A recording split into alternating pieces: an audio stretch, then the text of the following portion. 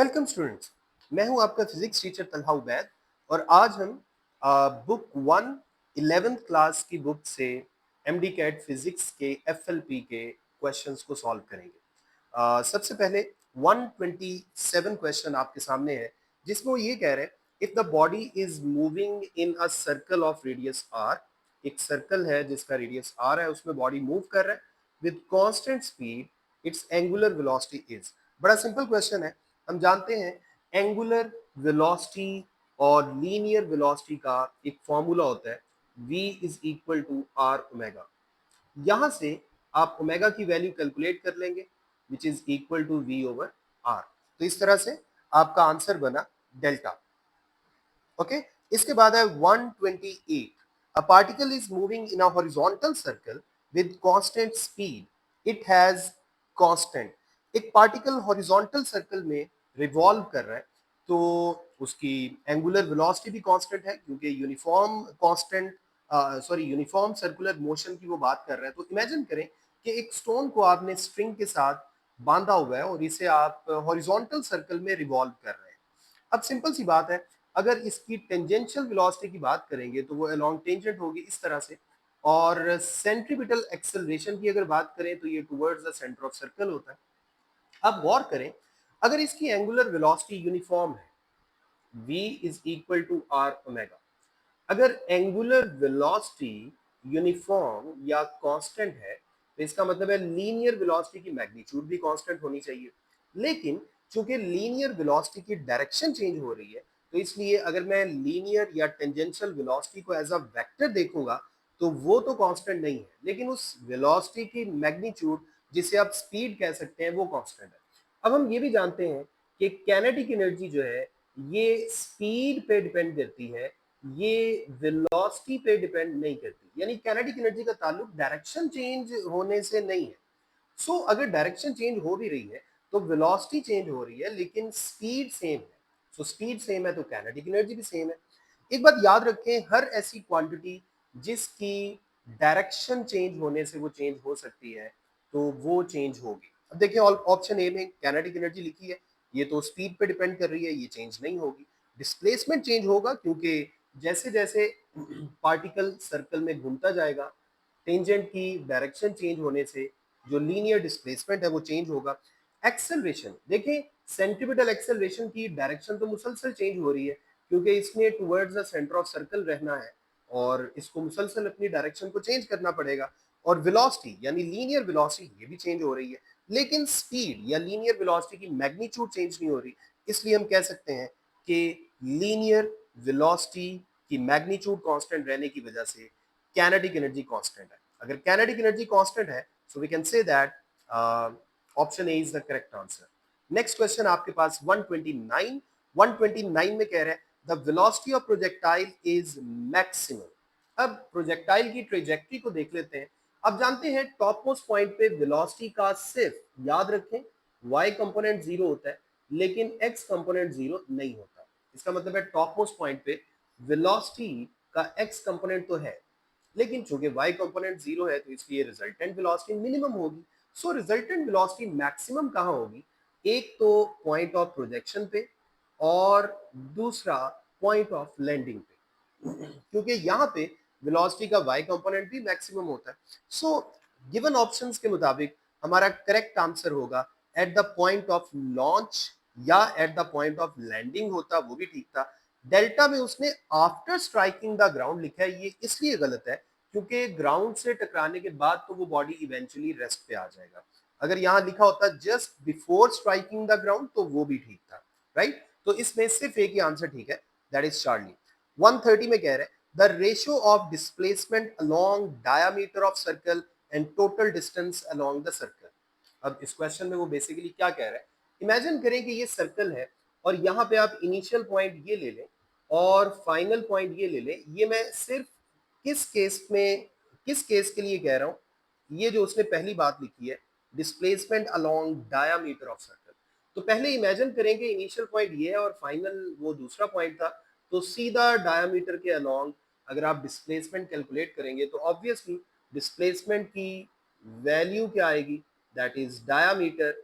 और डायामीटर आप जानते हैं क्या होता है, 2 टाइम्स द रेडियस। ओके, अब दूसरी बात उसने क्या पूछी है, total distance along the circle.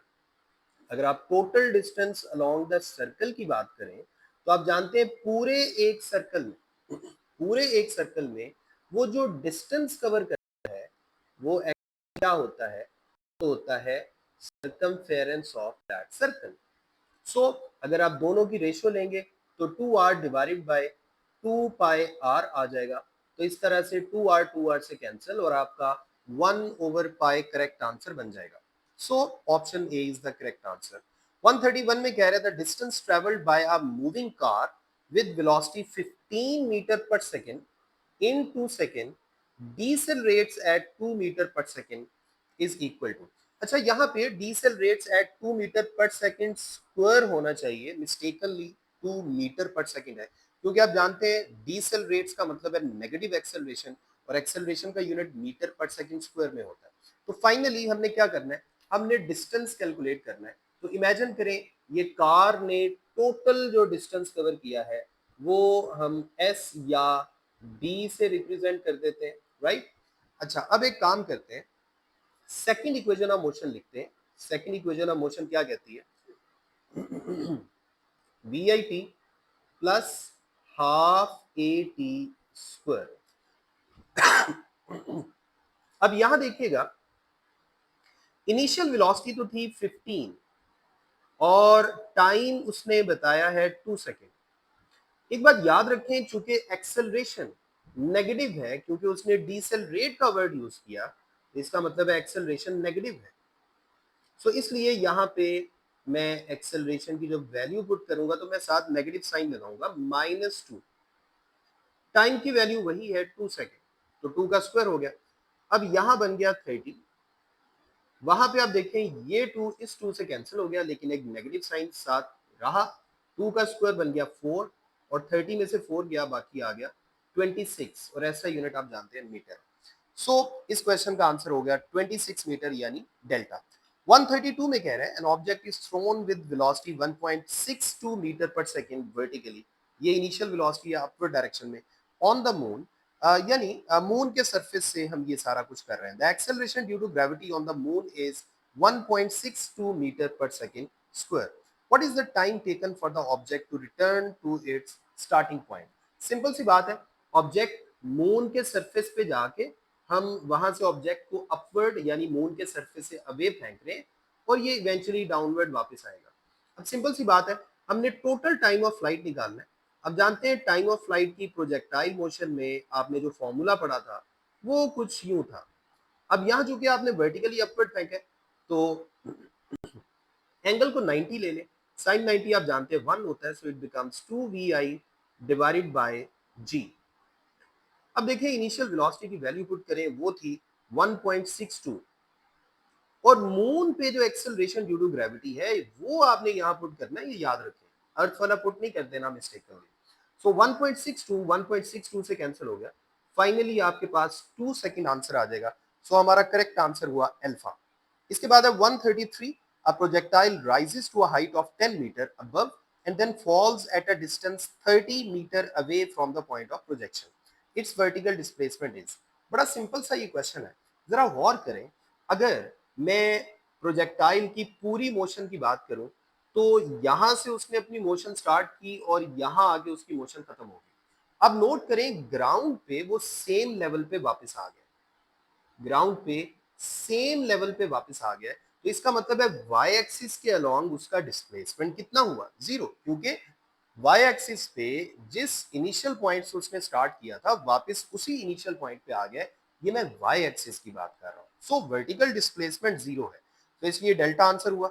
134 में कह रहा है a force of 10 newton, force की वैल्यू गिवन है 10 newton, acts on a body of mass 1 kg for 5 second to a distance of 10 metre, the rate of change of momentum. अब जानते हैं applied force is equal to the rate of change of momentum, ये बात तो हम जानते हैं, तो हमें ज्यादा सोचने की जरूरत ही क्या है। जितनी फोर्स लगी है ऑब्वियसली उतना ही rate of change of momentum होगा। A force of 10 newton acts on a body, अगली सारी इंफॉर्मेशन को इग्नोर कर दें, जो अप्लाइड फोर्स है वही rate of change of momentum है। अब ये फॉर्मूला तो जानते हैं, F is equal to delta P over delta T, जो rate of change of momentum है वही अप्लाइड फोर्स है। सो इसका आंसर 10 न्यूटन है, डेल्टा। इसके बाद है 135। अ baseball is throne high in upward direction during its first half of flight. First half of flight का मतलब है ऊपर जाने का जो पूरा उसका पाथ था उसकी बात कर रहा है। The work done by gravity and the work done by air resistance respectively are. तो हम पूरे पाथ ऑफ मोशन को कंसिडर कर लेते हैं, उसमें सिर्फ इस पाथ ऑफ मोशन की बात की है, यानी ड्यूरिंग अपवर्ड मोशन की बात की है। एसेंट यहाँ पे मैंने लिखा हुआ है, ठीक है। अच्छा, जब वो ऊपर जा रहा होगा तो ऑब्वियसली डिस्प्लेसमेंट किस तरफ होगा, ऊपर की तरफ, राइट। डिस्प्लेसमेंट ऊपर की तरफ हो रहा। अब उसने वर्क डन बाय ग्रेविटी भी पूछा है और work done by air resistance भी पूछा है। सबसे पहले मुझे ये बताएं, अगर बॉडी अपवर्ड जा रहा है तो एयर रेजिस्टेंस या फोर्स ऑफ फ्रिक्शन किस तरफ होगी। जाहिर बात है, याद रखें वो हमेशा मोशन के ऑपोजिट होती है, तो वो किस डायरेक्शन में होगी, डाउनवर्ड। अब एयर रेजिस्टेंस अगर डाउनवर्ड है तो एयर रेजिस्टेंस का डिस्प्लेसमेंट के साथ एंगल कितना हुआ, 180 डिग्री, राइट। इसी तरह अगर आप फोर्स ऑफ ग्रेविटी की बात करें तो वो भी तो डाउनवर्ड ही होती है, तो फोर्स ऑफ ग्रेविटी के साथ भी डिस्प्लेसमेंट का एंगल कितना हुआ, 180। डिस्प्लेसमेंट क्या है, ये वाला अपवर्ड डायरेक्शन में। सो दोनों केसेस में जो वर्क है वो नेगेटिव ही आएगा, क्योंकि आप जानते हैं W is equal to F D cos of 180, और cos 180 -1 होता है, तो इसका मतलब है वर्क का आंसर दोनों केसेस में नेगेटिव ही आएगा। अच्छा, एक एक्स्ट्रा इंफॉर्मेशन के तौर पे मैं इसके डाउनवर्ड पाथ की भी आपको बात बता देता हूँ। देखिए डाउनवर्ड पाथ, उसमें तो सिर्फ फर्स्ट हाफ ऑफ फ्लाइट की बात की थी ना। फर्स्ट हाफ ऑफ फ्लाइट का मतलब है सिर्फ उसने ऊपर जाने की बात की थी। सो इस तरह से हमारा आंसर जो है वो तो डेल्टा बन गया। जो मैंने पहले आपको बताया कि दोनों का जो वर्क है वो नेगेटिव है, चाहे आप फोर्स ऑफ फ्रिक्शन की बात करें, चाहे वर्क डन बाय ग्रेविटी की बात करें। लेकिन अगर आप डाउनवर्ड मोशन की बात करेंगे तो अब डिस्प्लेसमेंट तो डाउनवर्ड हो गया। फोर्स ऑफ फ्रिक्शन याद रखें हमेशा मोशन की ऑपोजिट होती है। अब फोर्स ऑफ फ्रिक्शन नोट करें अपवर्ड डायरेक्शन में, तो फोर्स ऑफ फ्रिक्शन के साथ तो अब भी एंगल 180 ही है, लेकिन याद रखें अब फोर्स ऑफ ग्रेविटी के साथ एंगल कितना हो गया, डिस्प्लेसमेंट का 0। सो फोर्स ऑफ ग्रेविटी का जो वर्क है, डाउनवर्ड मोशन की मैं बात कर रहा हूं, फोर्स ऑफ ग्रेविटी की वजह से जो वर्क है ये हो जाएगा पॉजिटिव। फोर्स ऑफ ग्रेविटी की वजह से वर्क हो जाएगा पॉजिटिव, और फोर्स ऑफ फ्रिक्शन की वजह से जो वर्क है वो इस केस में भी नेगेटिव ही होगा। So work done by friction in this case is also negative, but work done by the force of gravity during downward motion is positive. लेकिन इस क्वेश्चन में मैं फिर अपनी बात को रिपीट कर रहा हूं, उसने सिर्फ अपवर्ड मोशन की बात की थी, जिसमें हमने पहले ही बता दिया कि दोनों का वर्क नेगेटिव था। 136 में कह रहे थे work done in conservative field is independent of. Simple सी बात है, आप जानते हैं कंजर्वेटिव फील्ड जो है ये ऐसा फील्ड होता है जिसकी वजह से किया गया वर्क पाथ पे डिपेंड नहीं करता, या work done along close path 0 आता है। सो सिंपल सी बात है, work done is independent of the path followed. Charlie इसका करेक्ट आंसर है। 137 पे आ जाए, work done in gravitational field along a close loop is. Same वही बात जो अभी थोड़ी देर पहले मैंने की।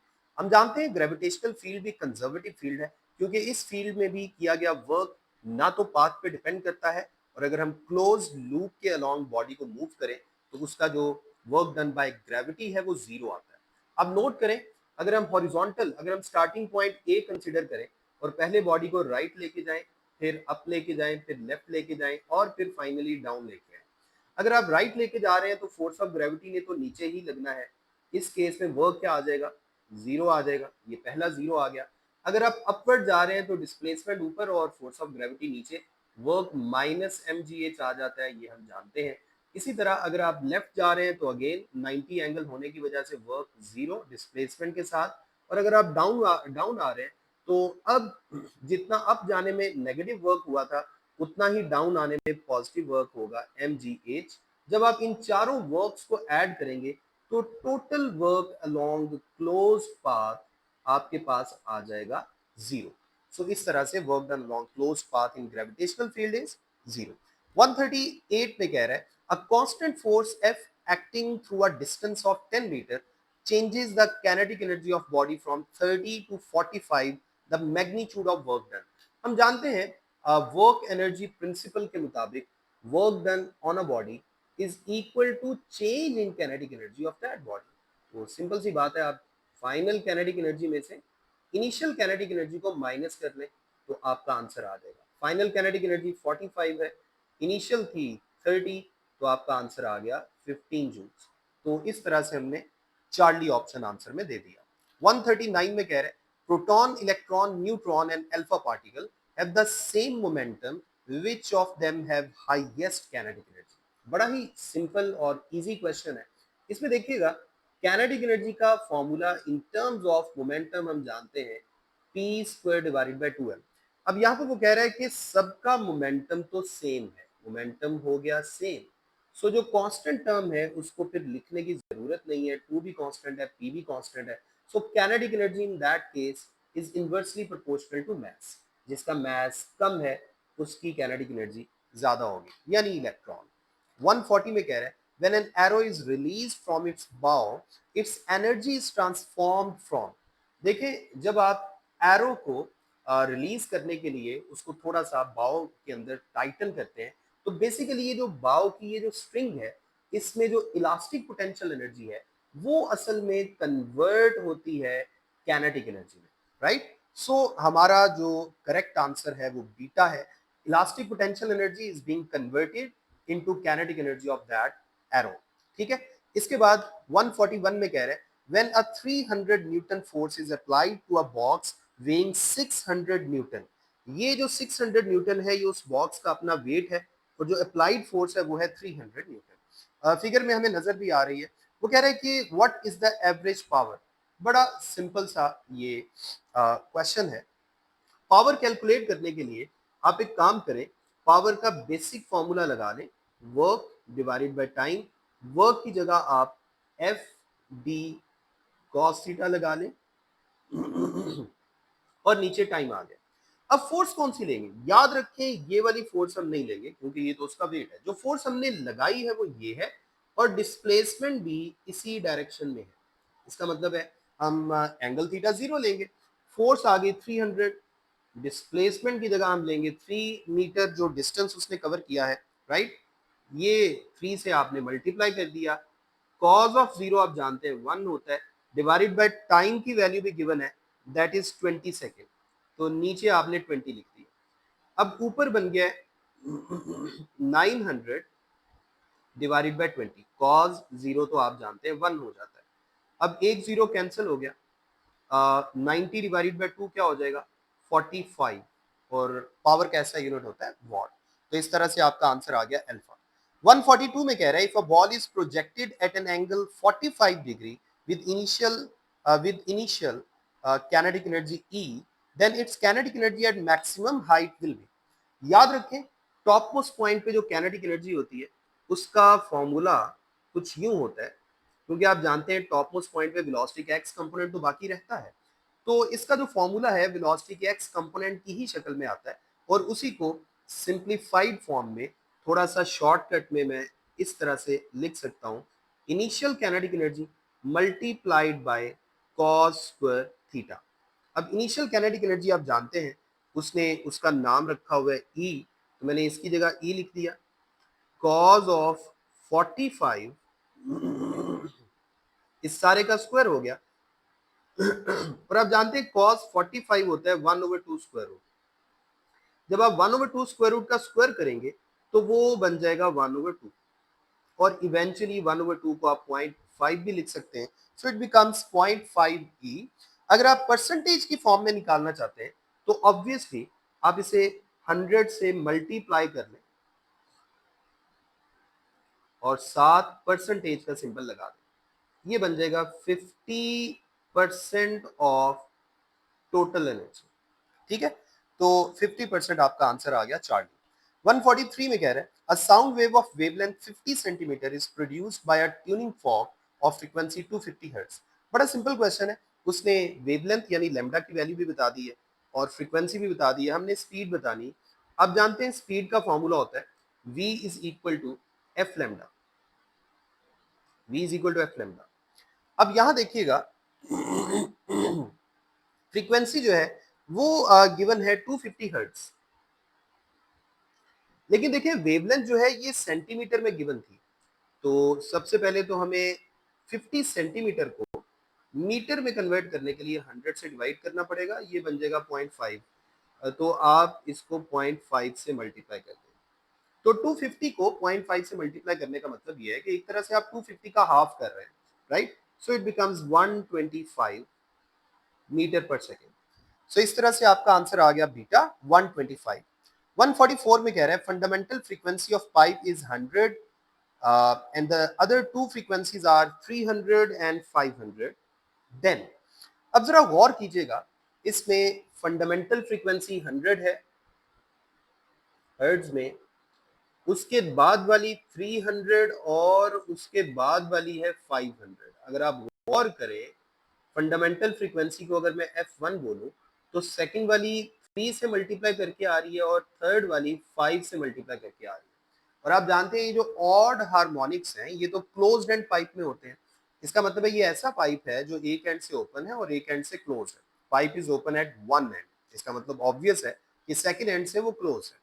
145 में कह रहे हैं heat given to a system is 35 joules and work done by the system is 15 joules. The change in internal energy, बड़ा सिंपल क्वेश्चन है। First law of thermodynamics, Q is equal to delta U plus W। यहां से आप delta U की value निकाल लें, W को दूसरी तरफ ले जाएंगे तो वो नेगेटिव हो जाएगा, सो it becomes Q minus W। Q की वैल्यू गिवन है, अब जानते हैं हीट एनर्जी सिस्टम के अंदर जाए तो उसे पॉजिटिव ही लिखते हैं 35, और work done by the system को भी पॉजिटिव ही लिखते हैं, ये नेगेटिव साइन तो पहले से मौजूद था। 35 माइनस 15 आपके पास आ गया 20 जूल्स। तो इस क्वेश्चन का आंसर हो गया 20 जूल्स यानी बीटा।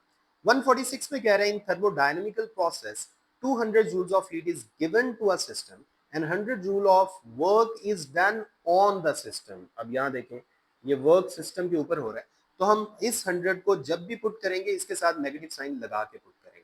यहाँ भी उसने चेंज इन इंटरनल एनर्जी ही पूछा है, तो डायरेक्ट मैं डेल्टा यू को लिख सकता हूँ Q माइनस डब्ल्यू। अभी पिछले क्वेश्चन में हमने ये किया, Q की जगह हम चूंकि ये हीट एनर्जी सिस्टम के अंदर आ रही है तो इसको तो ऐसे ही लिख देंगे, लेकिन W की वैल्यू को माइनस करके लिखेंगे क्योंकि वो work done on the system था। अब ये माइनस माइनस पॉजिटिव हो जाएगा और ये बन गया 300 जूल्स। सो इस तरह से आपका आंसर आ गया बीटा। 147 में कह रहे हैं heat flows between two bodies till both get at same temperature, this definition is based upon. देखिए जब हीट फ्लो करती है तो बॉडी सेम टेम्परेचर पे आ जाते हैं, या आप इजी वर्ड्स में ये भी कह सकते हैं कि अगर बॉडी ए का टेम्परेचर चले इसको इस तरह कर लेते हैं, अगर temperature of body A temperature of body B के इक्वल हो, या temperature of body B temperature of C के इक्वल हो, तो इस बात का मतलब ये है कि टेम्परेचर ऑफ ए और टेम्परेचर ऑफ सी भी आपस में इक्वल है। या इसको दूसरे उस अंदाज में भी डिस्क्राइब किया जा सकता है जैसे यहाँ स्टेटमेंट लिखी हुई है, जिसे बोलते हैं zeroth law of thermodynamics alpha. 148 में कह रहा है a simple harmonic oscillator has an amplitude A and time period t, the time required by it to travel from x is equal to a to x is equal to a by 2। जरा गौर कीजिएगा ये x is equal to a और a by 2 का क्या मतलब है। देखिए x is equal to a का मतलब है कि ये लेट्स सपोज एक्सट्रीम पॉइंट है, उसने एम्पलीट्यूड को a से जाहिर किया हुआ है, राइट? और a by 2 का मतलब है एम्पलीट्यूड का मिडल। इसका मतलब है हमारा इनिशियल पॉइंट जो है वो एक्सट्रीम पॉइंट है और हमने एक्सट्रीम पॉइंट से एम्पलीट्यूड के मिडल पे आना है, यानी हमने कितना डिस्टेंस कवर करना है, एम्पलीट्यूड का हाफ। अब एक बात याद रखें कि अगर हमने एक्सट्रीम पॉइंट से अपनी मोशन स्टार्ट करनी होती है तो याद रखें डिस्प्लेसमेंट का फॉर्मूला जो आपने याद किया हुआ है इस शक्ल में, ये फॉर्मूला फिर हम कॉज की शक्ल में यूज करते हैं, ये बात याद रखें। अगर मीन पॉइंट से अपनी मोशन स्टार्ट करें तो फिर यही फॉर्मूला साइन ओमेगा टी की फॉर्म में आता है, और अगर एक्सट्रीम से स्टार्ट करें तो कॉस की फॉर्म में आता है। ये जो एक्स नॉट है ये एक्चुअली एम्पलीट्यूड है, यहाँ एम्पलीट्यूड को उसने ए से रिप्रेजेंट किया हुआ है, और साथ ही साथ हमने कितना डिस्टेंस कवर करना है, एम्पलीट्यूड का half starting from extreme point. तो x की जगह a बाई 2 लिख दिया, x नॉट की जगह a लिख दिया, a से कैंसिल हो जाएगा, इस तरह से लेफ्ट हैंड साइड पे हाफ रह गया और राइट हैंड साइड पे cos ओमेगा t आ गया। अब आप जानते हैं cos फंक्शन किस एंगल पे 1/2 आंसर देता है, 60 डिग्री पे, और 60 डिग्री को अगर आप रेडियंस में लिखना चाहें तो ये बनता है पाई बाय 3 रेडियंस। यहाँ पे हमें रेडियन वाली वैल्यू पुट करनी पड़ेगी। सो मैं कह सकता हूँ कि ये जो एंगल है जिसे मैं ओमेगा टी कह रहा हूँ, this angle omega T is actually pi by 3। अब ओमेगा की जगह आप लिख सकते हैं 2 पाई ओवर टाइम पीरियड, साथ स्मॉल टी वैसे ही आ गया, और राइट साइड पे पाई बाय 3। ठीक है, अब इसको जरा गौर कीजिएगा। इसको अगर मैं कैंसिल करने की कोशिश करूं, पाई पाई से कैंसिल हो गया, राइट, और कैपिटल टी यहाँ ऊपर आ गया राइट साइड पे, और ये जो लेफ्ट साइड पे 2 नजर आ रहा है ये राइट साइड पे 3 के साथ जाके मल्टीप्लाई हो जाएगा। सो इस तरह से आप अगर गौर करें तो आपको स्मॉल टी की वैल्यू मिलेगी, small T is equal to capital T right side पे ऊपर आ गया था, डिवाइडेड बाय नीचे 2 और 3 मल्टीप्लाई होके 6 बन गया था। सो टाइम पीरियड का छठा हिस्सा t/6, इस तरह से आपका आंसर आ गया t/6। अगर यही मोशन मीन पॉइंट से स्टार्ट होती और मीन से लेके मिडल ऑफ एम्पलीट्यूड तक अगर हम टाइम कैलकुलेट करते तो हमने कॉस की बजाय साइन का फॉर्मूला यूज करना था, और याद रखें फिर आंसर आना था टाइम पीरियड डिवाइडेड बाय 12, फिर आंसर आना था t/12। ठीक है, इसका आंसर क्या है t/6। 149 में कह रहे हैं at which point the velocity and acceleration of projectile are perpendicular. बड़ा सिंपल क्वेश्चन है। ये टॉप मोस्ट पॉइंट है एक्चुअली, क्योंकि टॉप मोस्ट पॉइंट पे वेलोसिटी सिर्फ हॉरिजॉन्टल होती है, और एक्सेलरेशन ड्यू टू ग्रेविटी तो आप जानते हैं हमेशा वर्टिकली डाउनवर्ड होता है, और उसके साथ एक नेगेटिव साइन भी बाय द वे हम लगाते हैं। सो वेलोसिटी और एक्सेलरेशन किस पॉइंट पे जाके परपेंडिकुलर होते हैं? At the top most point, maximum height. ठीक है, 150 में कह रहे हैं 3 water droplets of masses 1 gram, 2 gram and 3 gram starts falling simultaneously in air which will attain terminal velocity first। तो बड़ा ही सिंपल क्वेश्चन है, एक बात याद रखें, टर्मिनल वेलोसिटी तब आती है जब ड्रैग फोर्स वेट को बैलेंस करती है। अब ड्रैग फोर्स ने तो जीरो से अपना स्टार्ट करना है, क्योंकि ये ड्रॉपलेट्स रेस्ट से अपनी मोशन स्टार्ट करते हैं। तो जब ड्रैग फोर्स जीरो से बढ़ना शुरू कर देगी तो सबसे पहले ड्रैग फोर्स किसके वेट को बैलेंस करेगी? जारी बात है जिसका वेट कम होगा उसे ही जल्दी बैलेंस करेगी। सो ड्रैग फोर्स जिसके वेट को जल्दी बैलेंस करेगी उसकी टर्मिनल वेलोसिटी सबसे जल्दी आएगी। तो इसका मतलब है 1 ग्राम की टर्मिनल वेलोसिटी सबसे जल्दी आएगी, उसके बाद 2 ग्राम वाले की, और उसके बाद 3 ग्राम वाले की। और एक और बात याद रखें, जिसकी टर्मिनल वेलोसिटी लेट आएगी ऑब्वियसली उसकी टर्मिनल वेलोसिटी सबसे ज्यादा भी होगी। सो इस क्वेश्चन को अगर इस तरह पूछा जाए जैसे अभी पूछा गया है कि पहले किसकी आएगी, तो आप बोलेंगे उसकी जिस जो हल्का है, और ज्यादा किसकी आएगी? उसकी जो भारी है। सो अगर ज्यादा का पूछा जाता तो आंसर चार्ली था, लेकिन पहले का पूछा जा रहा है तो आंसर अल्फा है। ठीक है, इसके बाद है 151, two robots moving parallel to each other will. अब ऐसा क्वेश्चन आपको याद होगा आपकी एक्सरसाइज में भी था।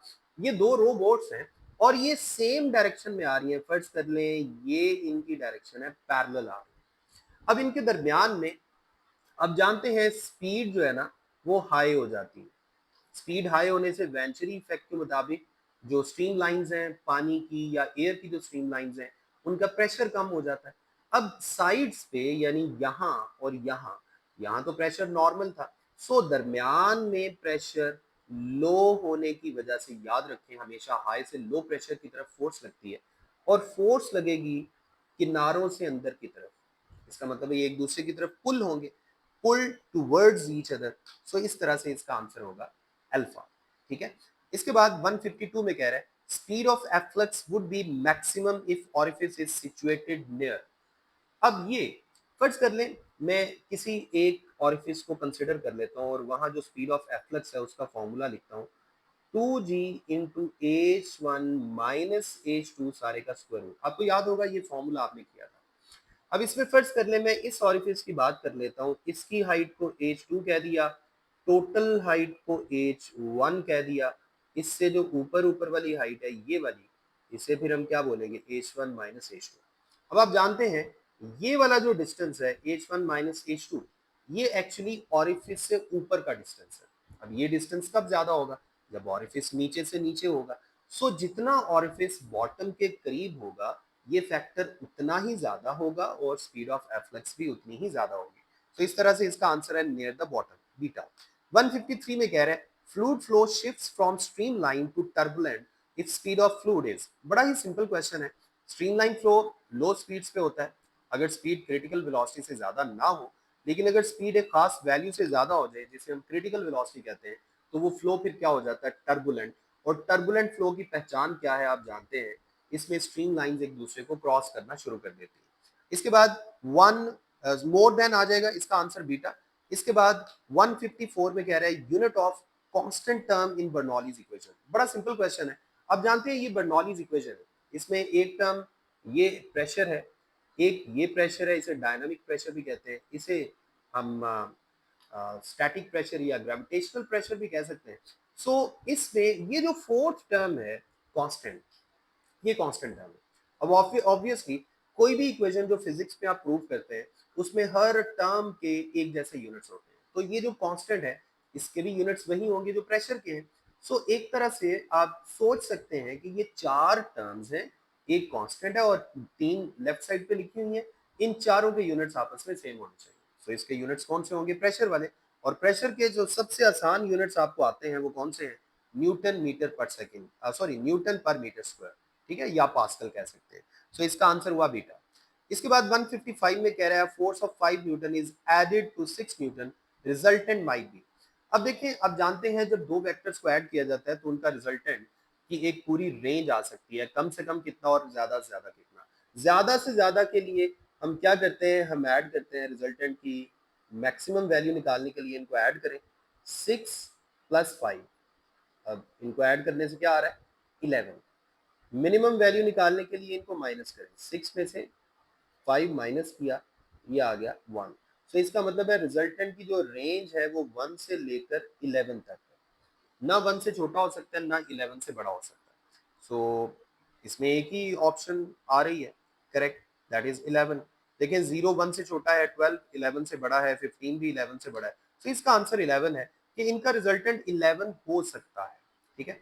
156 पे कह रहे हैं reverse process of vector addition. बड़ा सिंपल क्वेश्चन है। हम जानते हैं वेक्टर एडिशन में हम वेक्टर्स को ऐड करते हैं और रेजोल्यूशन में एक सिंगल वेक्टर उस वेक्टर को उसके कंपोनेंट्स में रिजॉल्व करते हैं या कन्वर्ट करते हैं, डिवाइड करते हैं एक सिंगल वेक्टर को एक से ज्यादा कंपोनेंट्स में। So resolution is the correct answer. 157 में कह रहा है two vectors lie on Y Z plane. अब दो वेक्टर जो है ये वाई जी प्लेन में लाई कर रहे हैं। यहाँ हमने एक रेक्टेंगुलर कोऑर्डिनेट सिस्टम कंसिडर किया है जिसमें ये आप देख सकते हैं एक्स एक्सिस है, ये वाई एक्सिस है और ये जी एक्सिस है। अब जानते हैं ये तीनों एक्सिस एक दूसरे के परपेंडिकुलर होते हैं। इमेजिन कर लें कि दोनों वेक्टर जो वेक्टर ए और बी है ये वाई जी प्लेन में पड़े हुए हैं। अब वो कह रहे हैं कि इनका जो वेक्टर प्रोडक्ट है वो किस प्लेन में या किस एक्सिस में होगा। अब जानते हैं वेक्टर प्रोडक्ट में जो भी वेक्टर आता है उसकी जो डायरेक्शन है वो दोनों वेक्टर्स की प्लेन के परपेंडिकुलर होती है, जिन दो वेक्टर्स को हम क्रॉस प्रोडक्ट के थ्रू मल्टीप्लाई कर रहे हैं। अब देखें वाई जी प्लेन के परपेंडिकुलर तो एक ही एक्सिस है और वो ये वाला एक्सिस है। ये इस पूरी प्लेन के साथ कितना एंगल बना रहा है, 90 डिग्री का। सो इसका मतलब है ए और बी अगर वाई जी प्लेन में है तो उनके वेक्टर प्रोडक्ट की डायरेक्शन क्या आएगी, along x एक्सिस। सो यही आपका करेक्ट आंसर है अल्फा।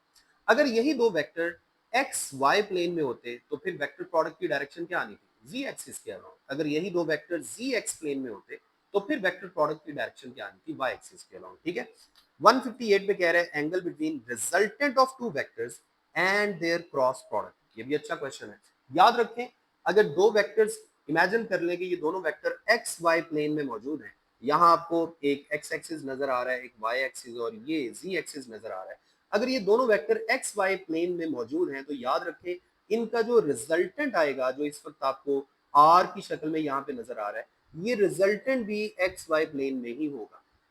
अब अगली बात, अगर रिजल्टेंट एक्स वाई प्लेन में है तो ए और बी के क्रॉस प्रोडक्ट की डायरेक्शन क्या होगी। अभी पिछले क्वेश्चन में मैंने आपको समझाया, यहाँ पे ए और बी अगर एक्स वाई प्लेन में है तो इनके वेक्टर प्रोडक्ट की डायरेक्शन क्या होगी, जी एक्सिस के अलॉन्ग। इसका मतलब ये हुआ कि ए और बी का रिजल्टेंट तो उसी प्लेन में आएगा लेकिन इनके क्रॉस प्रोडक्ट की डायरेक्शन उस प्लेन के परपेंडिकुलर होगी। तो फिर रिजल्टेंट वेक्टर और क्रॉस प्रोडक्ट का आपस में एंगल क्या हो गया, 90 डिग्री। सो इसका आंसर हुआ डेल्टा। 159 में कह रहे हैं if a 2 kg body thrown with velocity 10 metre per second, अगर एक 2 kg बॉडी को 10 मीटर पर सेकेंड वेलोसिटी के साथ थ्रो किया जाए, it reaches its maximum height in 5 second, then its time of flight is. अब देखिए सिंपल सी बात है, अगर वो टॉप मोस्ट पॉइंट तक, बाकी सारे डेटा को इग्नोर करें, अगर वो टॉप मोस्ट पॉइंट तक 5 सेकंड में जा रहा है तो याद रखें वो नीचे भी 5 सेकंड में ही आएगा। अब टोटल टाइम ऑफ फ्लाइट क्या होता है? ऊपर जाने का और नीचे आने का टोटल टाइम, दोनों को ऐड करना पड़ेगा। So total time of flight हो गया 10 सेकंड। सो इस क्वेश्चन का आंसर है बगैर कैलकुलेशन किए 10 सेकंड। 160 में कह रहे हैं the magnitude of cross product is maximum, that of dot product is minimum, angle between two vectors should be. Simple सी बात है, अगर क्रॉस प्रोडक्ट की मैग्नीट्यूड मैक्सिमम की बात की जा रही है तो आप जानते हैं मैक्सिमम मैग्नीट्यूड कब आती है? जब एंगल 90 हो, क्योंकि क्रॉस प्रोडक्ट की मैग्नीट्यूड का फॉर्मूला अगर आप लिखें तो साइन की फॉर्म में आएगा A B sine of theta. अब साइन थीटा का मैक्सिमम आंसर कब आता है? 90 डिग्री पे। इसी तरह अगर डॉट प्रोडक्ट, ये मैक्सिमम आ गया, अगर आप डॉट प्रोडक्ट की बात करें, डॉट प्रोडक्ट का आंसर मिनिमम इस एंगल पे आता है, ऐसा ही है ना, A dot B, A B, क्योंकि ये कॉस की शक्ल में होता है। अब यहां भी 90 डिग्री अगर एंगल हो तो cos 90 का आंसर मिनिमम आता है, यानी 0। तो इसका मतलब है कि दोनों वेक्टर्स के दरमियान कितना एंगल है? 90 डिग्री का। इसके बाद 161 पे आ जाए, horizontal component of acceleration of a projectile is. बड़ा ही आसान क्वेश्चन है। अब जानते हैं वेलोसिटी का एक्स कंपोनेंट प्रोजेक्टाइल मोशन में थ्रू आउट सेम रहता है। अगर एक्स कंपोनेंट सेम है तो एक्सेलरेशन का एक्स कंपोनेंट पैदा ही नहीं होगा, यानी एक्स एक्सिस के अलोंग एक्सेलरेशन पैदा ही नहीं हो रहा। सो एक्सेलरेशन का एक्स कंपोनेंट कितना होगा? 0, यानी अल्फा। 162 जो आज के लेक्चर का लास्ट क्वेश्चन है, इसमें वो कह रहा है if a stone of mass 500 gram strikes the ground with velocity 20 metre per second, then kinetic energy at that point. Simple सी बात है, उसने स्ट्राइक करते हुए वेलोसिटी भी बता दी है, मास भी उसने बता दिया है, और स्ट्राइक करते हुए जो काइनेटिक एनर्जी है वो उसने पूछी है। बड़ा सिंपल क्वेश्चन है, हाफ mv स्क्वायर, मास की वैल्यू पुट करें, 500 ग्राम को अगर आप केजी में कन्वर्ट करेंगे तो 1000 से डिवाइड करना पड़ेगा। वेलोसिटी की जगह 20 का स्क्वायर कर दें, 20 का स्क्वायर। अब आप नोट करें, ये 500,000 को 2 पे कैंसिल करेगा, ये 1/4 बन गया, 1/2 और 1/2, और 20 का स्क्वायर होता है 400, इसको आप कैंसिल करेंगे तो ये फर्दर 100 पे कैंसिल होगा। सो फाइनली आपका आंसर आ जाएगा 100। तो ये था आपका आज के लेक्चर का लास्ट क्वेश्चन। उम्मीद है आज के लेक्चर की आपको अच्छी समझ आ गई होगी। मिलते हैं अगले लेक्चर में।